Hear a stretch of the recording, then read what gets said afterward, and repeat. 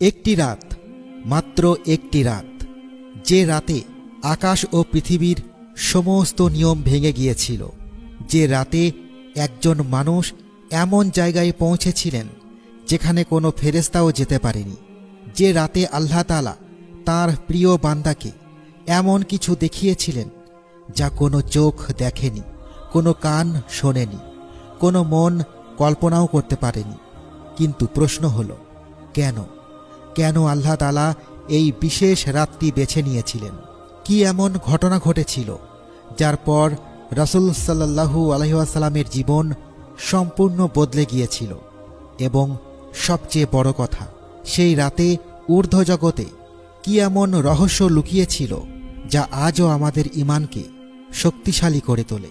মক্কার সেই কঠিন দিনগুলো, রাসূল সাল্লাল্লাহু আলাইহি ওয়াসাল্লাম তখন গভীর দুঃখের মধ্যে দিন কাটাচ্ছেন। তার প্রিয় স্ত্রী খাদিজা রাদিয়াল্লাহু তাআলা আনহা মাত্র কিছুদিন আগেই ইন্তেকাল করেছেন। চাচা আবু তালিবও চলে গেছেন, যিনি ছিলেন তার একমাত্র ভরসা, একমাত্র আশ্রয়। চারিদিকে শুধু অন্ধকার।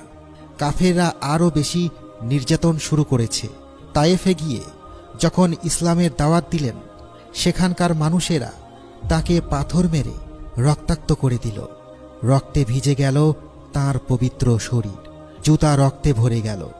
এমন সময় যখন মনে হচ্ছিল পৃথিবীতে আর কোনো আশা নেই, আল্লাহ তাআলা তাঁর প্রিয় নবীকে ডাকলেন এমন এক সফরে যা পৃথিবীর ইতিহাসে আর কখনো হয়নি। রাতের নিস্তব্ধতা। রাসূল সাল্লাল্লাহু আলাইহি ওয়াসাল্লাম তখন কাবা শরীফের কাছে হাতিমে ঘুমিয়েছিলেন। হঠাৎ জিব্রাইল আলাইহিসসালাম এসে তাকে জাগালেন। কিন্তু এবার জিব্রাইল আলাইহিসসালামের সাথে ছিল এক অদ্ভুত বাহন। এর নাম বোরাক। এমন এক সৃষ্টি যা ঘোড়ার চেয়ে ছোট কিন্তু গাধার চেয়ে বড়, যার গায়ের রং ধবধবে সাদা, যার গতি এতটাই দ্রুত যে চোখের পলকে মাইলের পর মাইল অতিক্রম করে ফেলে। যেখানে তার দৃষ্টি শেষ হয় সেখানেই তার পা পড়ে। রাসূল সাল্লাল্লাহু আলাইহি ওয়াসাল্লাম বোরাকে চড়ে বসলেন এবং শুরু হলো সেই মহাযাত্রা।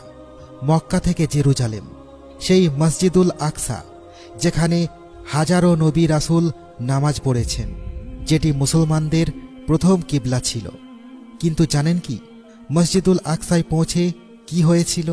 যখন রাসূলুল্লাহ সাল্লাল্লাহু আলাইহি ওয়াসাল্লাম সেখানে নামাজ পড়লেন, তখন কারা তার পেছনে দাঁড়িয়েছিলেন? আদম আলাইহিস সালাম থেকে